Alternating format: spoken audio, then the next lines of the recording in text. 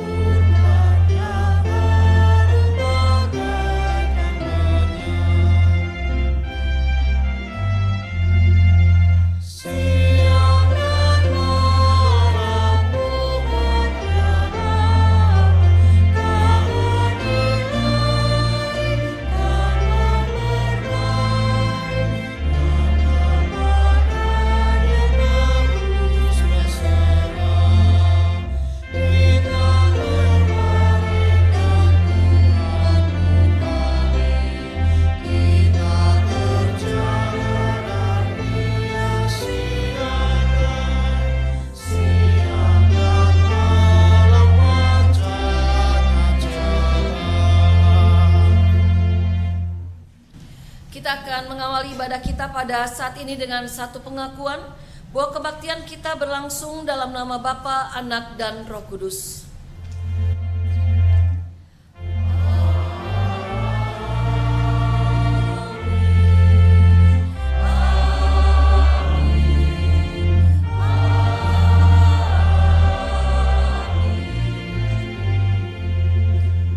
Kasih karunia dan damai sejahtera dari Allah Bapa kita dan dari Tuhan Yesus Kristus menyertai saudara sekalian.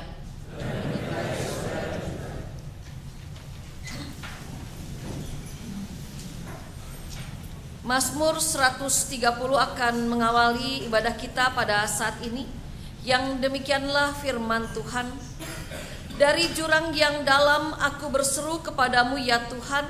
Tuhan, dengarkanlah suaraku. Biarlah telingamu menaruh perhatian kepada suara permohonanku. Jika engkau ya Tuhan mengingat-ingat kesalahan-kesalahan, Tuhan siapakah yang dapat tahan? Tetapi padamu ada pengampunan supaya engkau ditakuti orang. Aku menanti-nantikan Tuhan, jiwaku menanti-nanti, dan aku mengharapkan firman-Nya.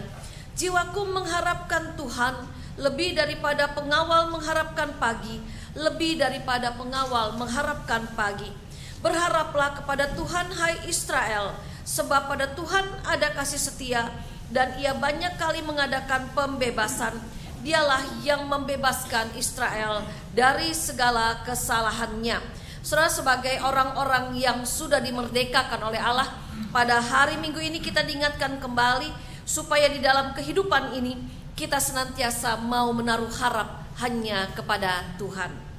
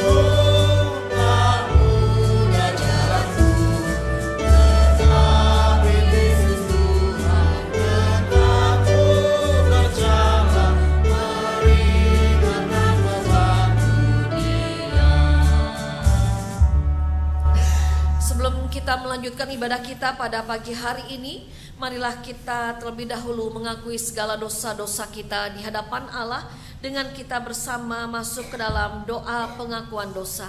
Mari kita berdoa.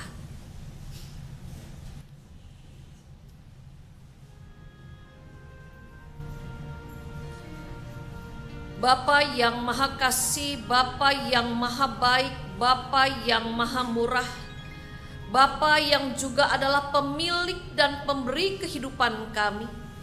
Sungguh Tuhan, pada saat ini kami bersyukur karena pada pagi hari ini kami boleh bangun pagi tanpa kekurangan sesuatu apapun yang baik. Bersyukur karena hari yang baru, dengan berkat yang baru, dengan kesempatan yang baru yang Tuhan percayakan kepada kami. Bersyukur karena kami sungguh-sungguh mengalami betapa Engkau adalah Allah yang selalu setia mendampingi kehidupan kami. Dan kami bersyukur juga Tuhan, kalau pada hari ini kami sebagai anak-anak-Mu boleh kembali bersama-sama beribadah di rumah Tuhan di tempat ini. Ya Bapa Sorgawi, Engkau yang melihat apapun yang kami perbuat, dan Engkau yang maha tahu apapun yang kami lakukan, walaupun kami melakukannya jauh di tempat yang tersembunyi, jauh dari orang-orang yang mengenal kami. Tapi kami tahu Tuhan bahwa kami semua telanjang di hadapan-Mu. Oleh karena itu Bapa Sorgawi, sebelum kami melanjutkan ibadah kami sungguh rindu Tuhan agar ibadah kami boleh menjadi wangi-wangian yang harum di hadapan-Mu, yang dapat membuat Engkau tersenyum melihat kami semua. Oleh karena itu ya Tuhan, sebelum kami melanjutkan ibadah kami terlebih dahulu ingin mengakui setiap dosa yang sudah kami lakukan di dalam kehidupan kami. Biarlah kiranya Tuhan sendiri yang mendengarkan doa pengakuan dosa yang kami panjatkan secara pribadi di dalam ibadah pada saat ini. Tuhan, dengarkanlah doa pengakuan dosa yang kami sampaikan secara pribadi pada saat ini.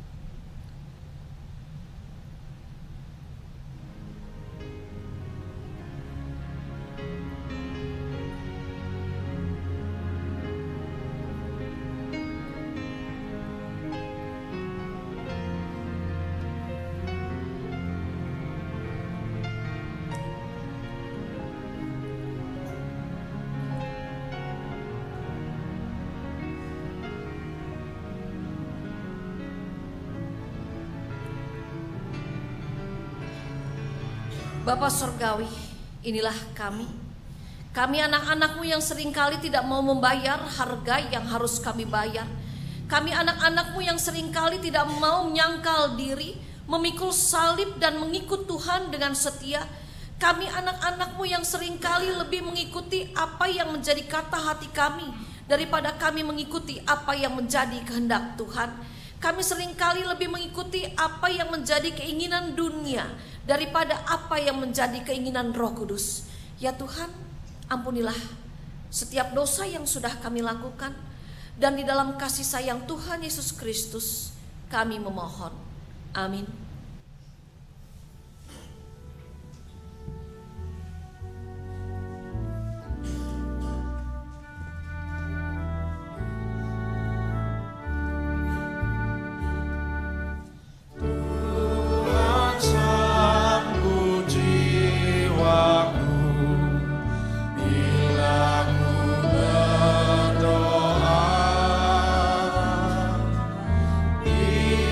Tiada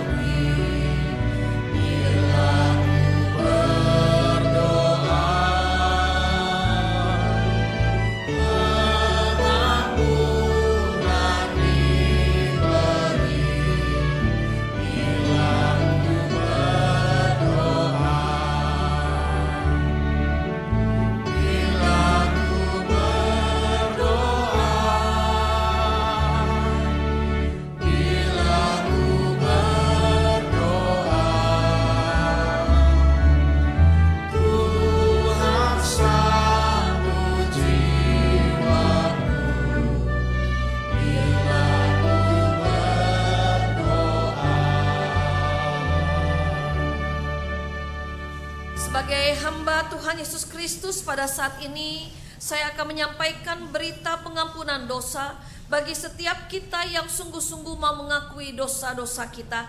Dan berita anugerah pada hari ini diambil dari kitab Efesus pasalnya yang pertama, ayatnya yang ke-7 sampai dengan ayatnya yang ke-9, yang demikianlah firman Tuhan. Sebab di dalam Dia dan oleh darahnya kita beroleh penebusan, yaitu pengampunan dosa menurut kekayaan kasih karunia-Nya yang dilimpahkannya kepada kita dalam segala hikmat dan pengertian. Sebab Ia telah menyatakan rahasia kehendak-Nya kepada kita sesuai dengan rencana kerelaannya, yaitu rencana kerelaan yang dari semula telah ditetapkannya di dalam Kristus. Demikianlah berita anugerah dari Tuhan. Syukur kepada Allah.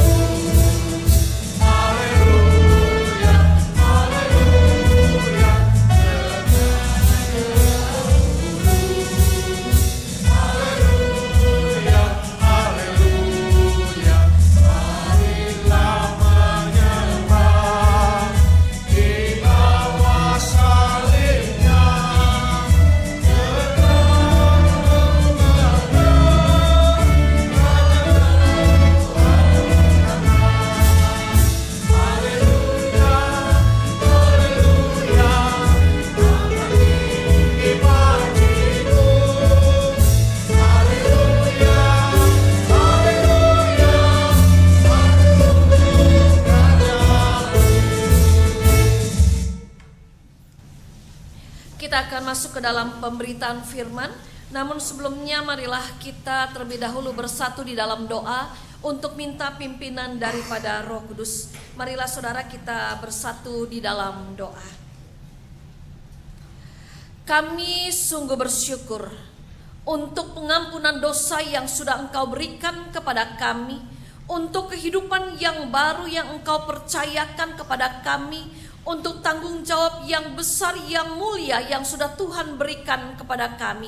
Ya Bapa di surga, biarlah kiranya melalui segenap kehidupan kami, biarlah kiranya di sana sungguh-sungguh boleh terwujud puji-pujian untuk kemuliaan nama Tuhan. Walaupun Tuhan terkadang kami mengalami kesulitan untuk menyangkal diri, memikul salib Tuhan dan setia di dalam mengikut Tuhan, tetapi kami mau belajar dan belajar terus dari Tuhan Yesus sendiri, untuk kami boleh benar-benar hidup sebagai orang yang telah dimerdekakan oleh kuasa kasih Tuhan. Oleh karena itu Bapa Sorgawi, sebentar lagi kami akan membuka Alkitab kami, dan biarlah pada saat yang sama juga Bapa Sorgawi, kami mau membuka hati dan telinga kami, untuk kami benar-benar mau mendengarkan, mau merenungkan firman Tuhan dengan segenap rasa rindu di dalam hati kami. Rindu untuk memahami firman-Mu, rindu untuk mengerti maksud-Mu,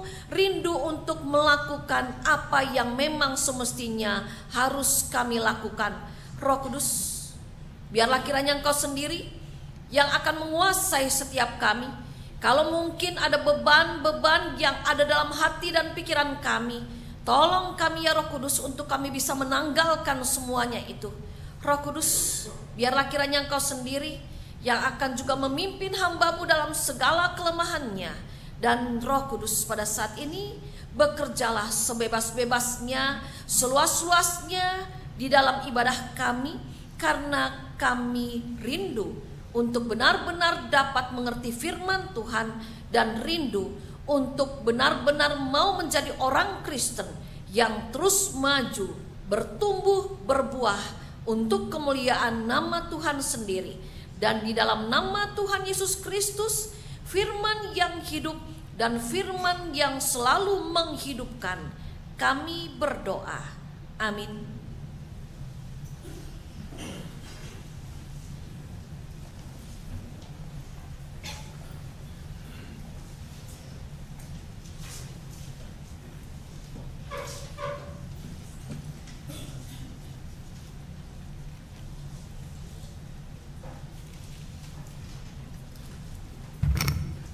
Pembacaan pertama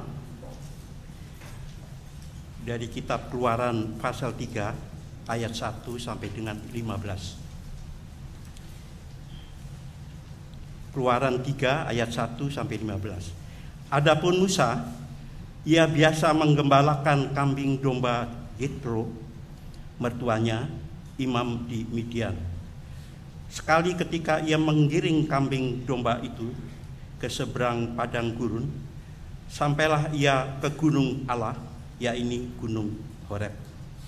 Lalu malaikat Tuhan menampakkan diri kepadanya di dalam nyala api yang keluar dari semak duri. Lalu ia melihat, dan tampaklah semak duri itu menyala, tetapi tidak dimakan api. Musa berkata, "Baiklah, aku menyimpang ke sana untuk memeriksa penglihatan yang hebat itu. Mengapakah tidak terbakar semak duri itu?" Ketika dilihat Tuhan bahwa Musa menyimpang untuk memeriksanya, berserulah Allah dari tengah-tengah semak duri itu kepadanya, "Musa, Musa." Dan ia menjawab, "Ya Allah." Lalu ia berfirman, "Janganlah datang dekat-dekat, tanggalkanlah kasutmu dari kakimu, sebab tempat di mana engkau berdiri itu adalah tanah yang kudus." Lagi ia berfirman, "Akulah Allah ayahmu, Allah Abraham, Allah Ishak, dan Allah Yakub." Lalu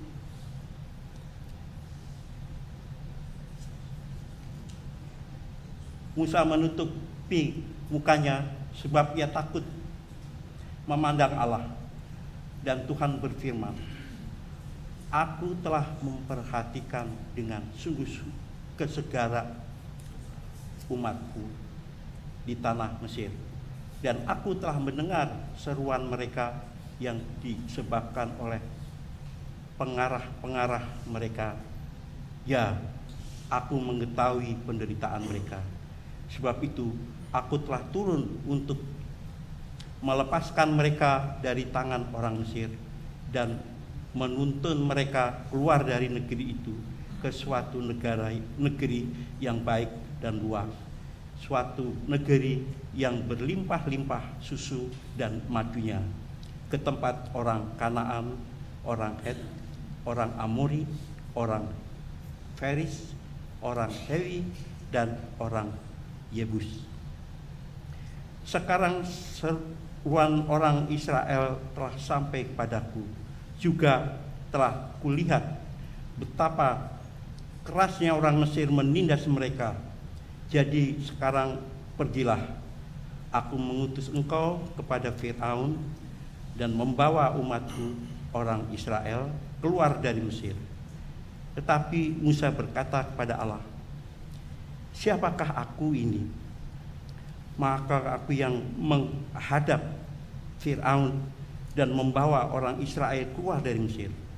Lalu firman-Nya, "Bukankah aku akan menyertai engkau? Inilah tanda bagimu bahwa aku yang mengutus engkau. Apabila engkau telah membawa bangsa ini keluar dari Mesir, maka kamu akan beribadah kepada Allah di gunung ini." Lalu Musa berkata kepada Allah, "Tetapi apabila aku mendapatkan orang Israel dan berkata kepada mereka, Allah nenek moyangmu telah mengutus aku kepadamu, dan mereka bertanya kepadaku, bagaimana tentang namanya? Apakah yang harus ku jawab kepada mereka?" Firman Allah kepada Musa, "Aku adalah aku." Lagi firman-Nya, "Beginilah kau katakan pada orang Israel itu, Akulah aku, telah mengutus aku kepadamu." Selanjutnya berfirmanlah Allah kepada Musa, "Beginilah kau katakan kepada orang Israel, Tuhan Allah nenek moyangmu, Allah Ibrahim, Allah Ishak, dan Allah Yakub telah mengutus aku padamu. Itulah namaku untuk selama-lamanya, dan itulah sebutanku turun-temurun." Demikianlah sabda Tuhan.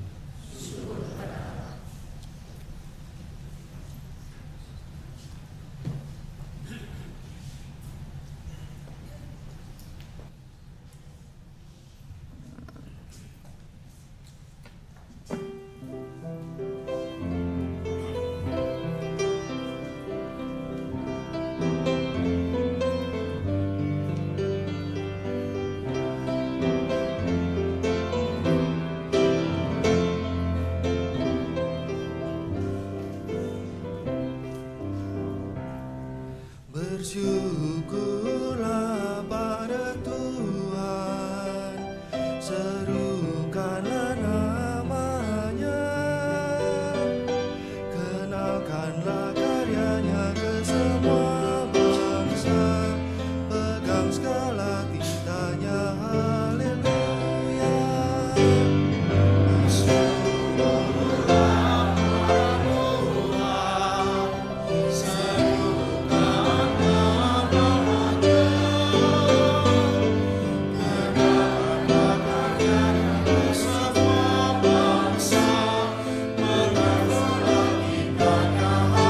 Tuhan, bernyanyilah, bermazmurlah baginya, bercakapkan semua karya ajaib-Nya, bermegah dalam nama-Nya yang kudus, bersuka hati yang mencari-Nya. Carilah Tuhan dan kekuatan-Nya, carilah wajah Tuhan selalu,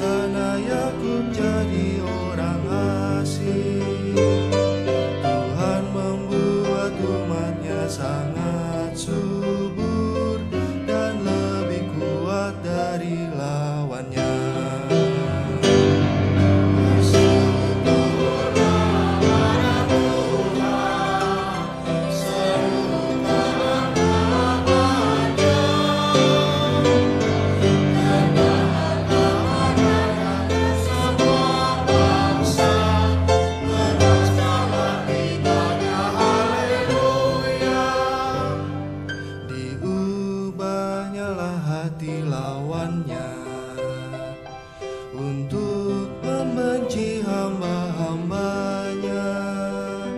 Lalu diutusnya Musa hambanya dan Harun yang telah dipilihnya.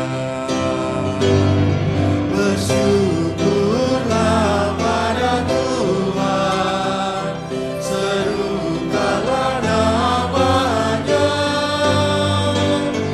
kenangkanlah karyanya ke semua bangsa, pegang skala titanya, haleluya.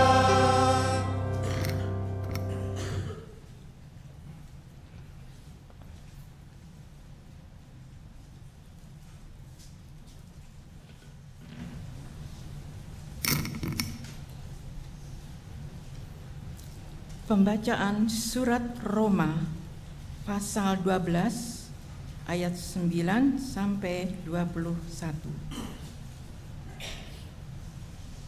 Hendaklah kasih itu jangan pura-pura. Jauhilah yang jahat dan lakukanlah yang baik. Hendaklah kamu saling mengasihi sebagai saudara dan saling mendahului dalam memberi hormat. Janganlah hendaknya kerajinanmu kendor. Biarlah rohmu menyala-nyala dan layanilah Tuhan. Bersukacitalah dalam pengharapan. Sabarlah dalam kesesakan dan bertekunlah dalam doa. Bantulah dalam kekurangan orang-orang kudus dan usahakanlah dirimu untuk selalu memberikan tumpangan. Berkatilah siapa yang menganiaya kamu, berkatilah dan jangan mengutuk. Bersukacitalah dengan orang yang bersukacita, dan menangislah dengan orang yang menangis. Hendaklah kamu sehati sepikir dalam hidupmu bersama. Janganlah kamu memikirkan perkara-perkara yang tinggi, tetapi arahkanlah dirimu kepada perkara-perkara yang sederhana. Janganlah menganggap dirimu pandai. Janganlah membalas kejahatan dengan kejahatan. Lakukanlah apa yang baik bagi semua orang. Sedapat-dapatnya, kalau hal itu bergantung padamu, hiduplah dalam perdamaian dengan semua orang. Saudara-saudaraku yang kekasih, janganlah kamu sendiri menuntut pembalasan, tetapi berilah tempat kepada murka Allah, sebab ada tertulis, pembalasan itu adalah hakku. Akulah yang akan menuntut pembalasan, firman Tuhan. Tetapi jika seterumu lapar, berilah dia makan. Jika ia haus, berilah dia minum. Dengan berbuat demikian, kamu menumpukan bara api di atas kepalanya. Janganlah kamu kalah terhadap kejahatan, tetapi kalahkanlah kejahatan dengan kebaikan. Demikianlah sabda Tuhan. Syukur kepada Allah. Bacaan Injil pada pagi hari ini diambil dari kitab Injil Matius pasalnya yang ke-16, ayatnya yang ke-21 sampai dengan ayatnya yang ke-28 akan menjadi dasar firman yang akan kita renungkan pada pagi hari ini, yang demikianlah Injil Yesus Kristus. Sejak waktu itu Yesus mulai menyatakan kepada murid-muridnya bahwa ia harus pergi ke Yerusalem dan menanggung banyak penderitaan dari pihak tua-tua, imam-imam kepala, dan ahli-ahli Taurat, lalu dibunuh dan dibangkitkan pada hari ketiga. Tetapi Petrus menarik Yesus ke samping dan menegur dia, katanya, "Tuhan, kiranya Allah menjauhkan hal itu. Hal itu sekali-kali takkan menimpa engkau." Maka Yesus berpaling dan berkata kepada Petrus, "Nyahlah iblis, engkau suatu batu sandungan bagiku, sebab engkau bukan memikirkan apa yang dipikirkan Allah, melainkan apa yang dipikirkan manusia. Lalu Yesus berkata kepada murid-muridnya, "Setiap orang yang mau mengikut aku, ia harus menyangkal dirinya dan memikul salibnya dan mengikut aku. Karena barang siapa mau menyelamatkan nyawanya, ia akan kehilangan nyawanya. Tetapi barang siapa kehilangan nyawanya karena aku, ia akan memperolehnya. Apa gunanya seorang memperoleh seluruh dunia, tetapi kehilangan nyawanya? Dan apakah yang dapat diberikannya sebagai ganti nyawanya? Sebab anak manusia akan datang dalam kemuliaan Bapanya, diiringi malaikat-malaikatnya. Pada waktu itu ia akan membalas setiap orang menurut perbuatannya. Aku berkata kepadamu, sesungguhnya di antara orang yang hadir di sini, ada yang tidak akan mati sebelum mereka melihat Anak Manusia datang sebagai Raja dalam kerajaannya." Demikianlah Injil Yesus Kristus. Berbahagialah mereka yang mendengarkan firman Tuhan dan yang memeliharanya di dalam kehidupan sehari-hari. Haleluya.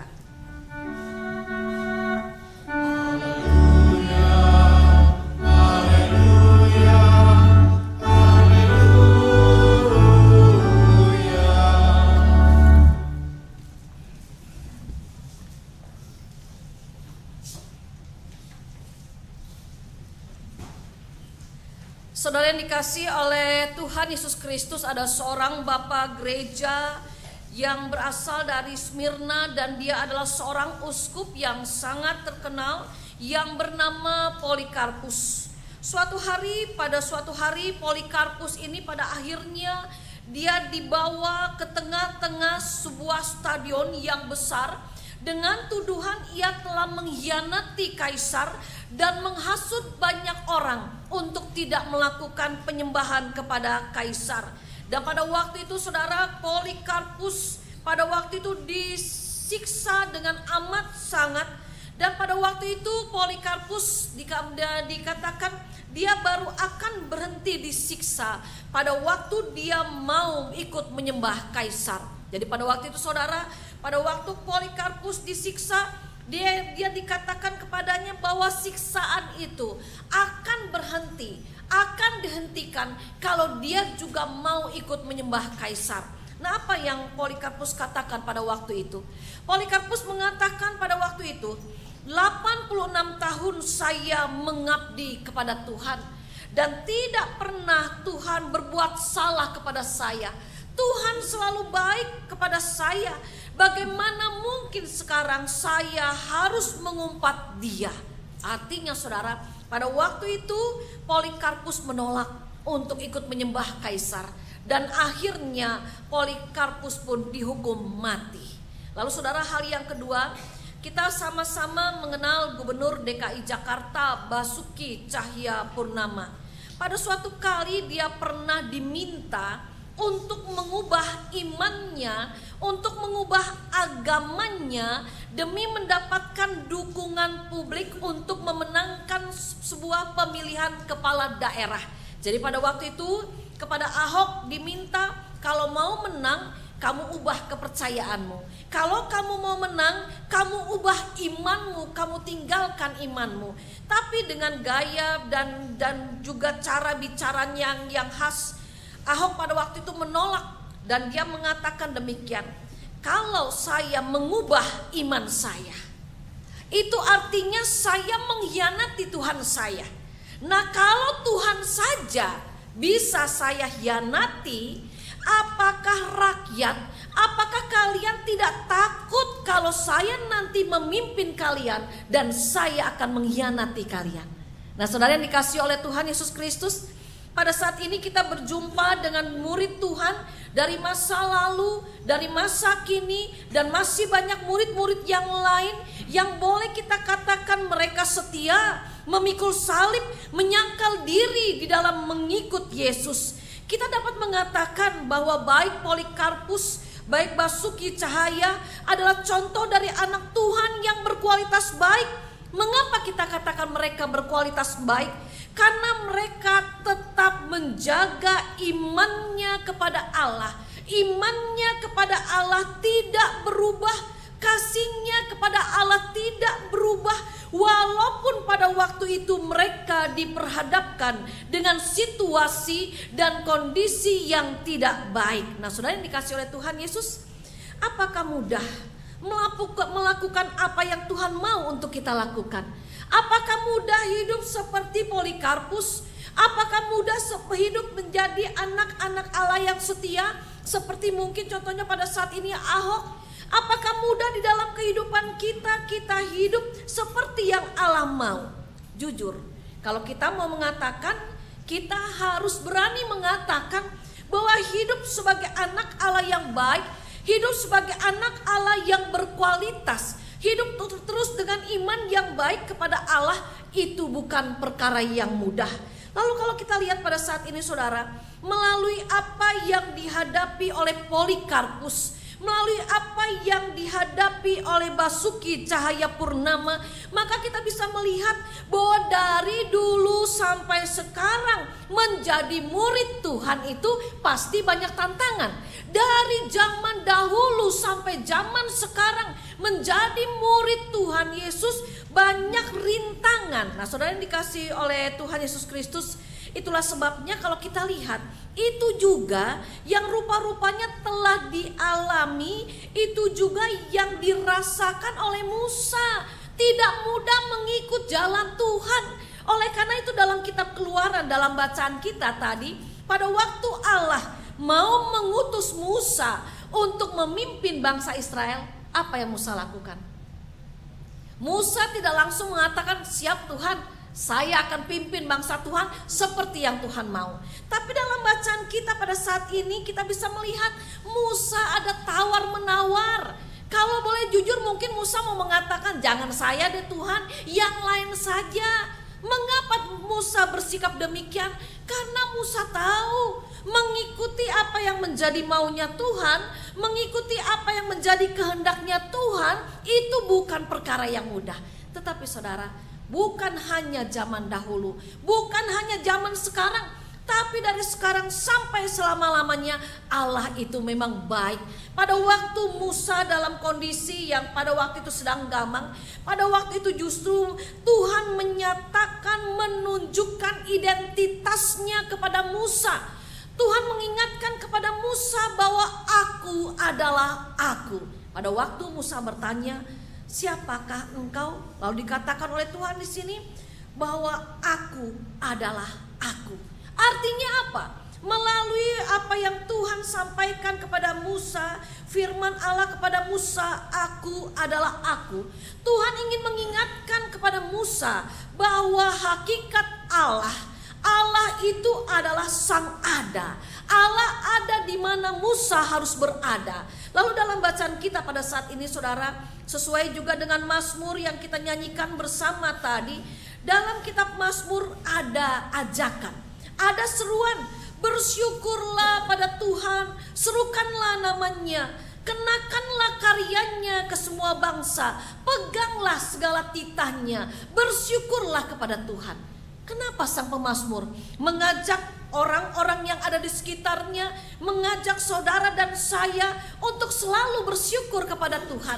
Karena sang pemazmur pun mengamini dan telah mengalami bahwa Allah adalah memang benar sang ada.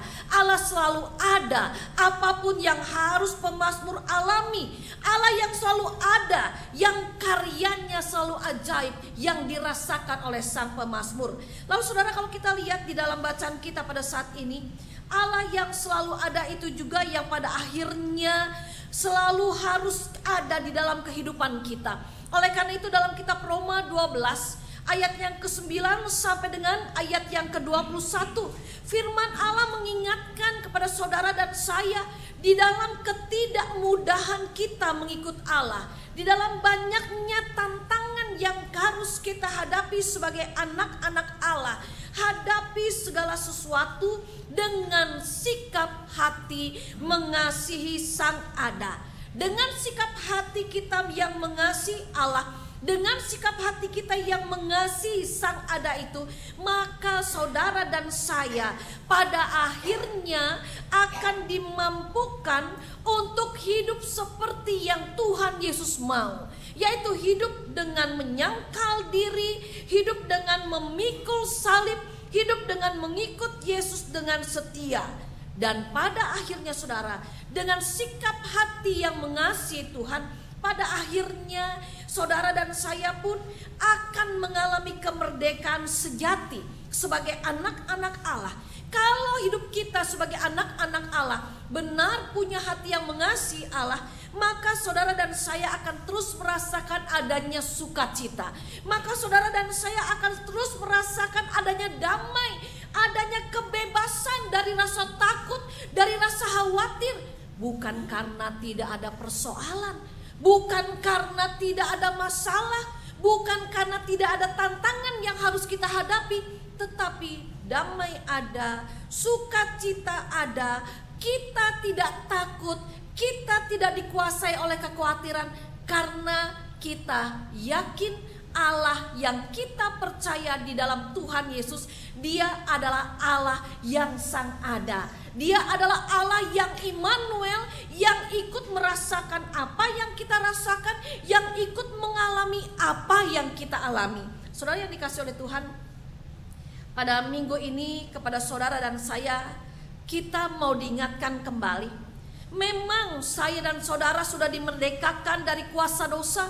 Memang saudara dan saya sudah dimerdekakan dari hukum maut.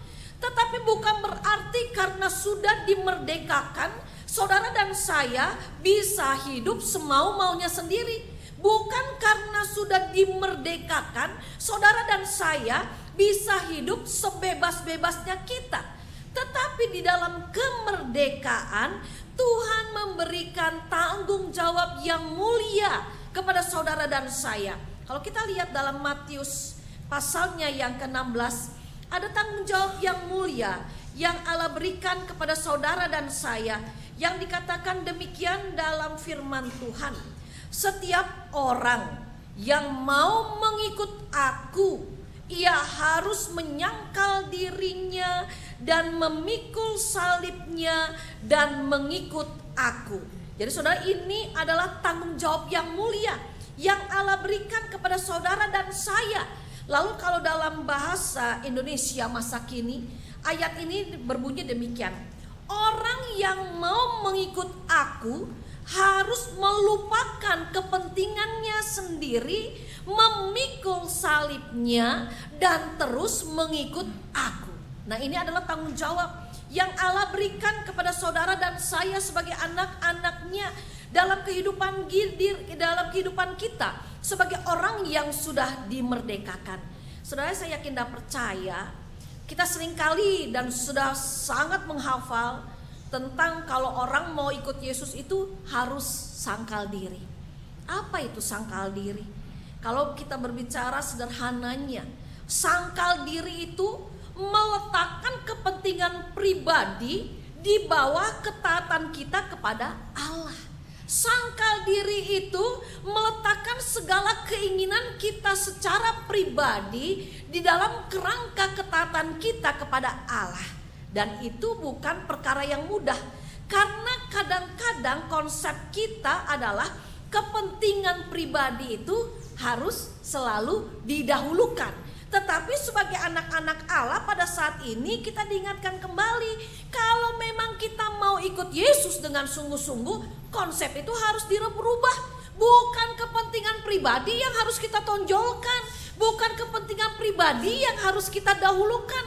Tetapi kalau memang kita mau sungguh ikut Tuhan, kalau kita mau sungguh mengasihi Tuhan, maka kita harus membiarkan kepentingan ketaatan kita kepada Allah itu melebihi segala kepentingan kita secara pribadi.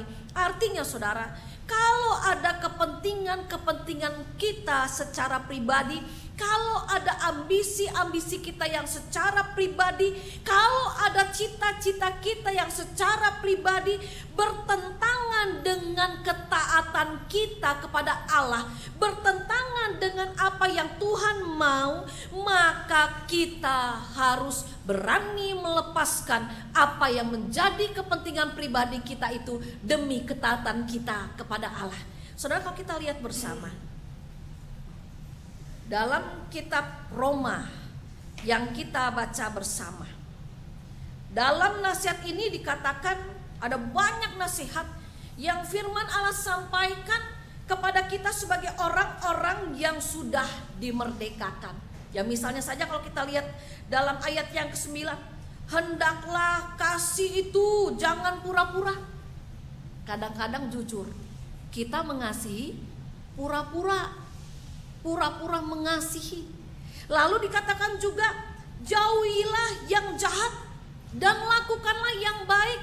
Jujur, kadang kita lebih suka melakukan apa yang jahat, bukan apa yang baik. Hendaklah kamu saling mengasihi, saling mendahului dalam memberi hormat. Jujur, kadang-kadang kalau kita tidak dihormatin, gua juga nggak mau hormatin. Kamu nggak mau tegur, gua juga nggak mau tegur. Tapi di sini firman Tuhan bilang apa?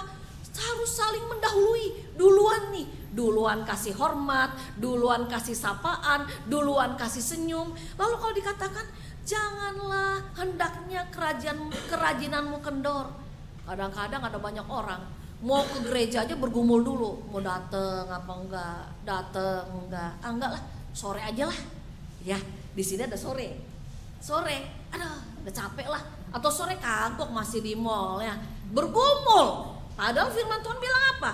Janganlah hendaknya kerajinanmu kendor, biarlah rohmu menyala-nyala dan layani Tuhan. Kadang-kadang di gereja orang yang melayani sama yang jadi penonton, banyak kan yang jadi penonton.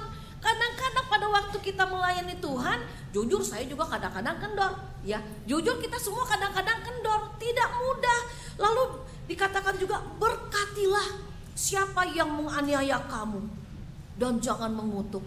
Kita bisa bilang, emangnya saya malaikat?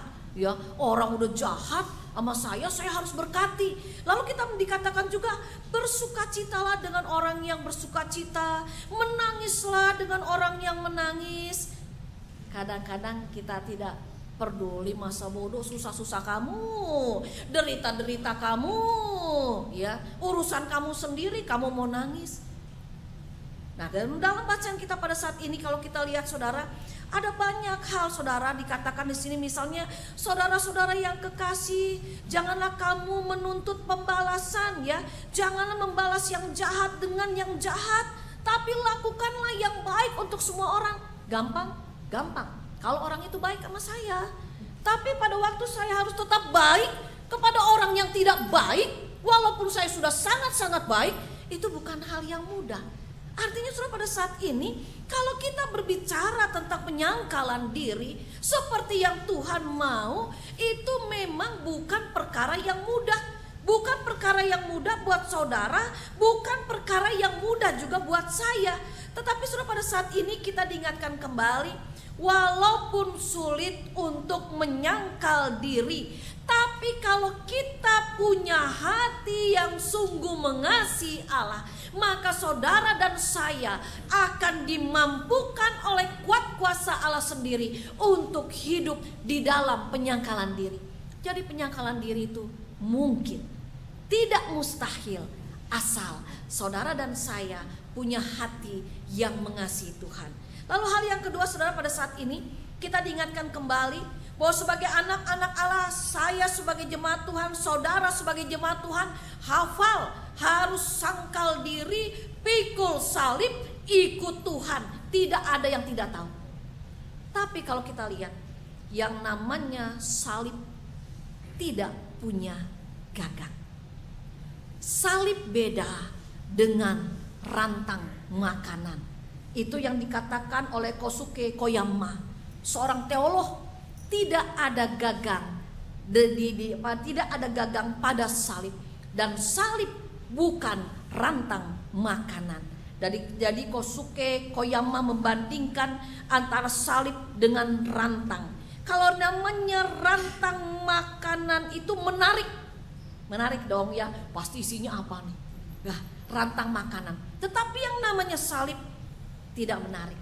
Kalau yang namanya rantang itu kita bisa bawa sekehendak hati kita. Ya kita mau miringin ke kanan, miringin ke kiri, karena dia punya gagang. Tetapi yang namanya salib menuntut kerelaan untuk kita mau memikulnya.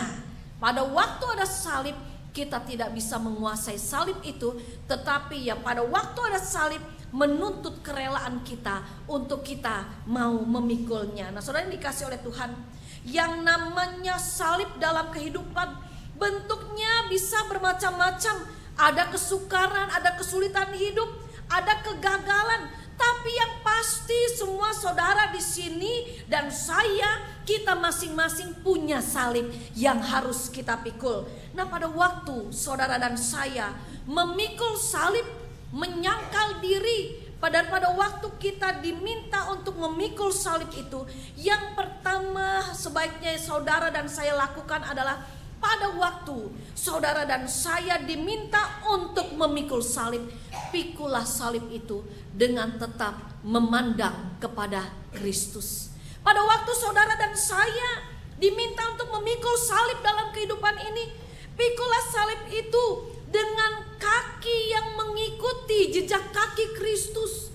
Dan pada waktu ada salib yang harus kita pikul di dalam kehidupan ini, pikullah salib itu dengan hati yang tetap mengasihi Tuhan. Saudara yang dikasih oleh Tuhan, ada seorang anak muda berusia sekitar 30 tahun lebih. Dia gagal dalam hubungan cintanya, lalu dalam karir pekerjaannya pun ada di ujung tanduk. Lalu kehidupan orang tuanya di rumah sangat tidak harmonis, sehingga pada akhirnya memang anak muda ini begitu menghadapi banyak persoalan di dalam kehidupannya. Dan hal itu pada akhirnya membuat dia pada akhirnya putus asa, membuat dia pada akhirnya mundur dari persekutuan dengan Allah, karena dia kecewa kepada Allah mengapa semuanya ini terjadi. Nah, pada suatu saat, pada waktu anak muda ini tidur, dia bermimpi. Dan di dalam mimpinya dia berjumpa dengan Tuhan Yesus, yang pada waktu itu rupanya Tuhan Yesus sedang berjalan memikul sebuah salib. Nah, pada waktu itu mereka berpapasan. Lalu Tuhan Yesus pun mengatakan kepada anak muda ini, "Hai anak muda, maukah engkau membantu aku memikul salib yang harus aku pikul?" Anak muda itu kaget, karena ternyata yang meminta bantuan itu Tuhan Yesus. Karena dia tahu itu Tuhan Yesus, dia mengatakan, "Baik Tuhan, saya akan membantu Tuhan untuk memikul salib itu." Lalu Tuhan Yesus pun menyerahkan salib yang tadinya dipikulnya kepada anak muda itu. Lalu Tuhan Yesus mengatakan, "Baik, nanti kita akan bertemu di suatu tempat. Ikuti jalan yang akan aku tunjukkan kepadamu. Selamat jalan anak muda, aku pergi mendahului kamu." Pergilah Tuhan Yesus. Lalu anak muda itu mulai memikul salib yang sudah ia katakan tadi, ia untuk menolong Tuhan memikul salib. Awal-awalnya tidak ada masalah, tidak ada persoalan. Tapi lama-kelamaan dia merasa capek juga pikul salib ini. Akhirnya ide cemerlangnya timbul. Pling. Wah, kanan kiri gak ada orang. Salib nih berat juga nih, repot juga nih, harus mikul salib terus. Ide cemerlangnya muncul. Tuhan kan gak tahu nih, dia lagi nunggu Yesus, nunggu saya nih. Potong aja sedikit bawahnya, ya lumayan mungkin bisa meringankan. Dipotonglah salib itu sedikit. Jalan lagi, ya dia jalan lagi, ya lama-lama saudara dia tetap merasa berat. Waduh, tetap berat juga ini salib. Wah, dia lihat lagi kanan kiri, wah nggak ada orang. Yesus pun jauh darinya. Akhirnya potong lagi sedikit lagi.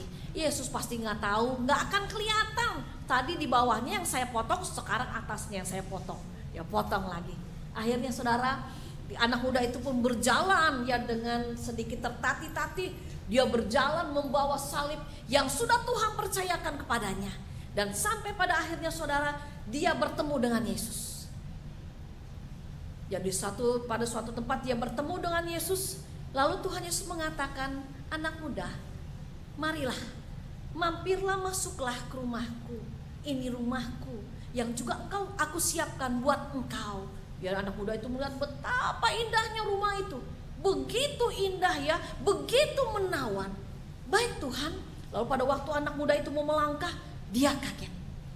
Karena ternyata saudara, antara dia dengan Tuhan Yesus ada jurang yang memisahkan.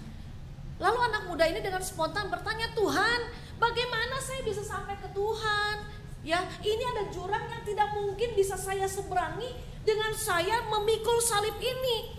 Lalu Tuhan Yesus mengatakan dengan lemah lembut, anak muda, pakailah salib itu untuk engkau menyeberang ke rumahku. Baik Tuhan. Ya, anak muda itu akhirnya meletakkan salib itu untuk dijadikan jembatan. Tapi apa yang terjadi saudara? Dia tidak bisa sampai ke rumah Yesus. Karena rupanya salib itu karena sudah dipotong, akhirnya jatuh ke bawah.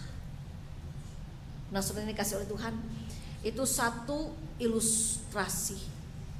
Tapi dari ilustrasi itu saya dan saudara diingatkan betapapun berat salib yang harus kita pikul, betapapun berat penyangkalan diri yang harus kita lakukan, betapapun sulit mengikuti jejaknya Yesus, jangan pernah memotong salib kita. Jangan biarkan kasih kepada Allah, jangan biarkan iman kepada Allah menjadi rapuh, menjadi rontok karena banyaknya kesulitan, karena banyaknya penderitaan yang harus kita alami sebagai muridnya.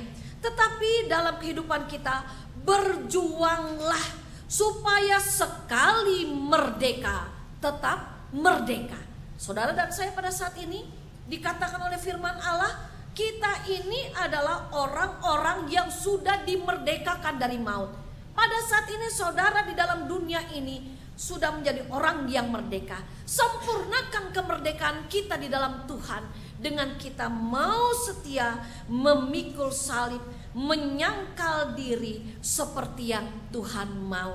Saudara, memang tidak mudah memikul salib, menyangkal diri, mengikut Tuhan seperti yang Tuhan mau. Tapi jangan lupa apa yang Tuhan katakan tadi, aku adalah aku. Artinya Tuhan selalu ada dalam kehidupan kita.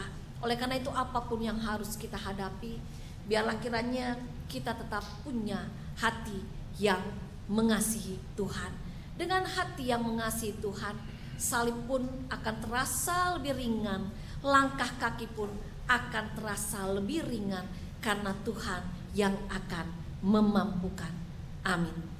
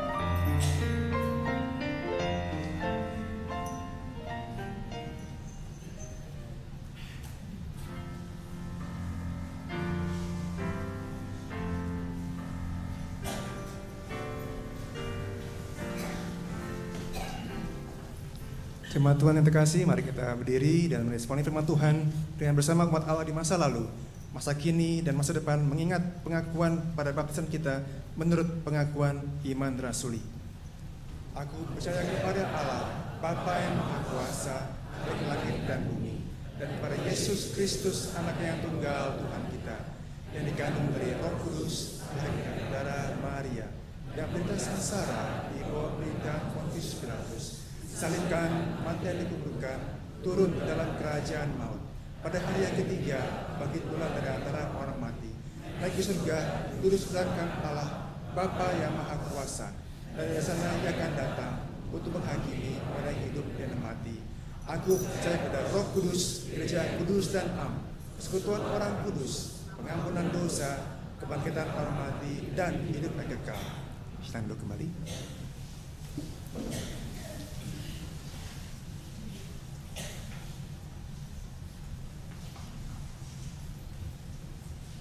Kita akan bersatu di dalam doa syafaat kita. Marilah kita berdoa.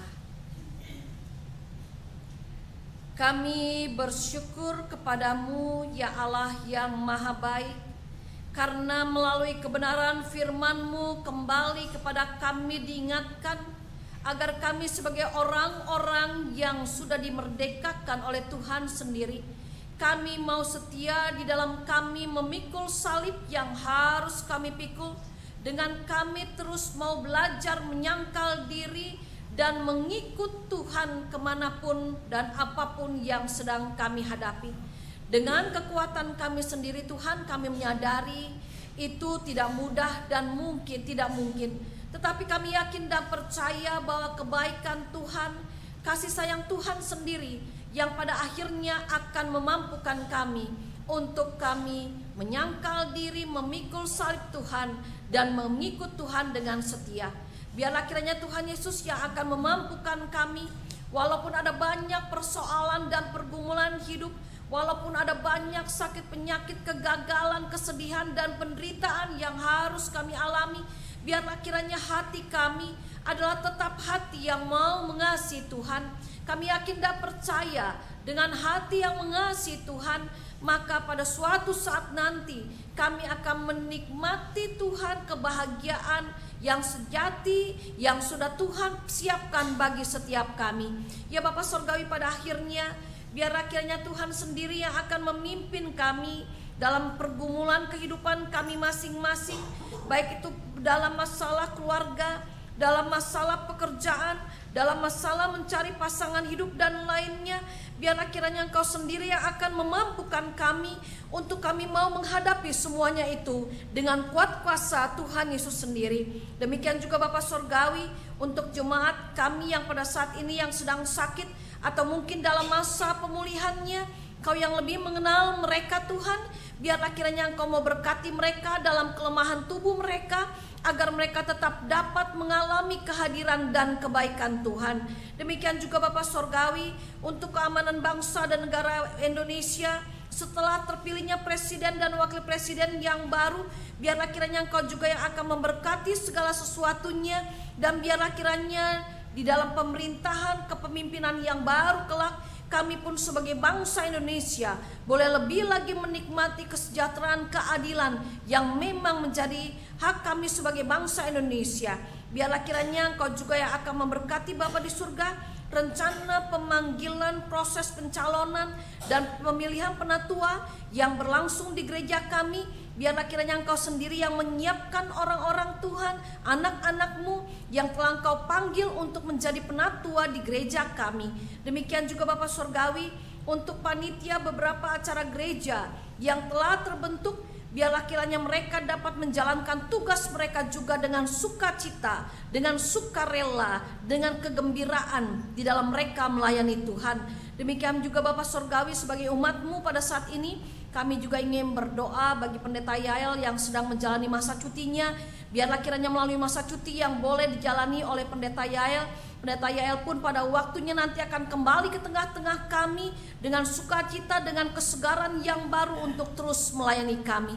Dan Bapa, pada saat ini biarlah kiranya Engkau sendiri yang akan memimpin kehidupan kami selanjutnya. Ada banyak hal Tuhan yang kami tidak tahu apa yang akan kami alami dalam kehidupan kami selanjutnya. Beri kepada kami hati yang terus takut akan Tuhan. Beri kepada kami hati yang terus mengasihi Tuhan. Beri kepada kami hati yang terus mau bersikap jujur kepada Tuhan dan membiarkan Tuhan bekerja di dalam kehidupan kami. Dengarkan Bapa doa kami ini yang kami naikkan di dalam nama Tuhan Yesus Kristus yang telah mengajarkan kami berdoa. Bapa kami yang ada di surga, dikuduskanlah namamu, datanglah kerajaanmu, jadilah kehendak-Mu di bumi seperti di surga. Berikanlah kami pada hari ini makanan kami yang secukupnya, dan ampunilah kami akan kesalahan kami, seperti kami juga mengampuni orang yang bersalah kepada kami. Dan janganlah membawa kami ke dalam pencobaan, tetapi lepaskanlah kami daripada yang jahat. Karena Engkaulah yang punya kerajaan dan kuasa dan kemuliaan sampai selama-lamanya. Amin.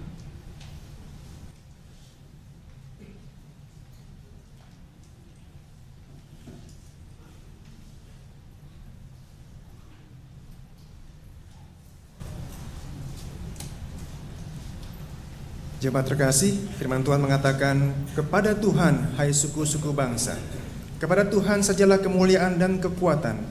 Berilah kepada Tuhan kemuliaan namanya, bawalah persembahan, dan masuklah menghadap Dia. Sujudlah menyembah kepada Tuhan dengan berhiasan kekudusan. Dengan penuh rasa syukur dan terima kasih, mari kita membawa persembahan kita saat ini dengan diiringi oleh pujian NKB Gedung Jemaat 391 bait 1-6. Puji Tuhan, haleluya.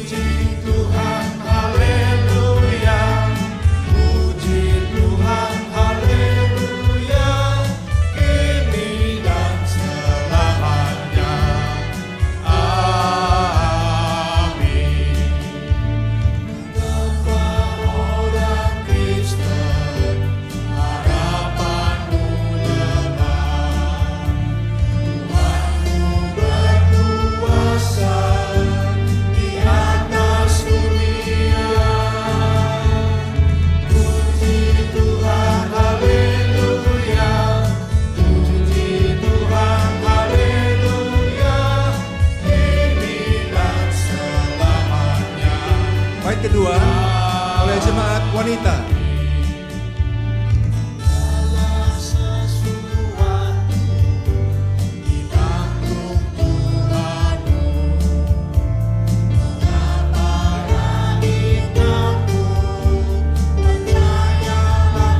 Bersama-sama puji Tuhan, haleluya.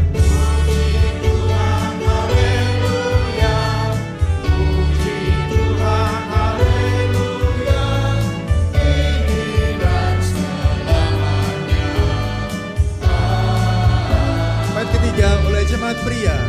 Ikutilah Raja-Mu yang bangkit dan menang.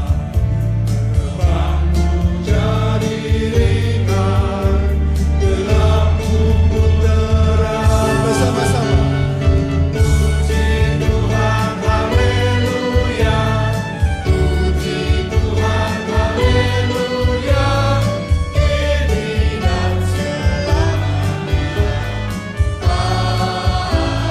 Oleh jemaat yang di sebelah kanan saya. Sampaikanlah firman-Nya di mana-mana, serta perbuatannya terus dan menerus. Bersama-sama. Puji Tuhan, haleluya. Puji Tuhan, haleluya.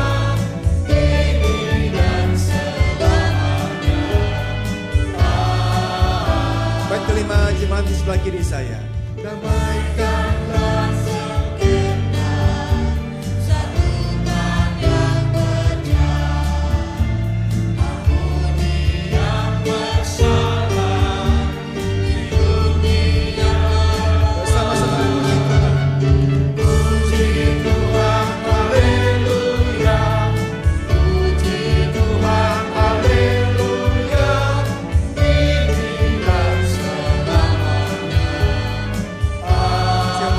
Berdiri, bait ke-6 bersama-sama. Kendati bangsa dunia selalu menentang, menindas akan jatuh,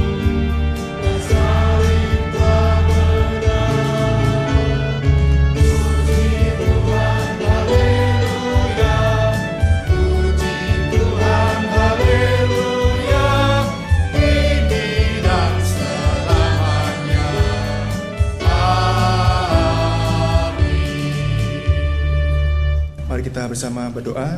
Ya Tuhan, terima kasih pada pagi hari ini kami boleh memuji-muji nama-Mu.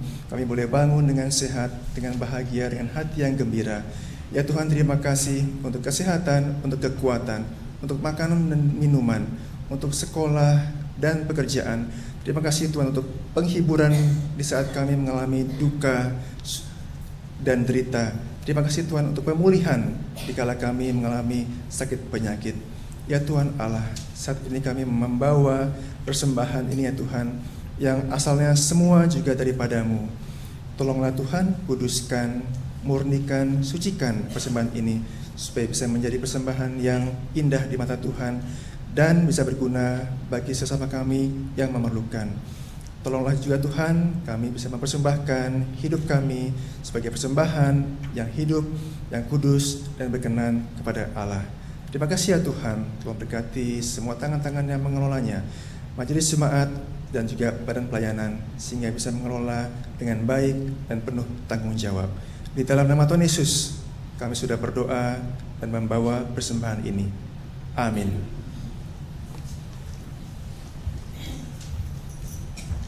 Jemaat sekalian, hidup memang penuh tantangan, seperti yang dialami oleh Musa, Polikarpus, Ahok, dan anak-anak Tuhan lain. Namun biarlah kita tetap mempersembahkan hidup yang jujur dengan cara bersekutu dengan penebus kita, Yesus Kristus. Kita nyanyikan lagu kita, pengutusan NKB 130 bait 1-4, hidup yang jujur.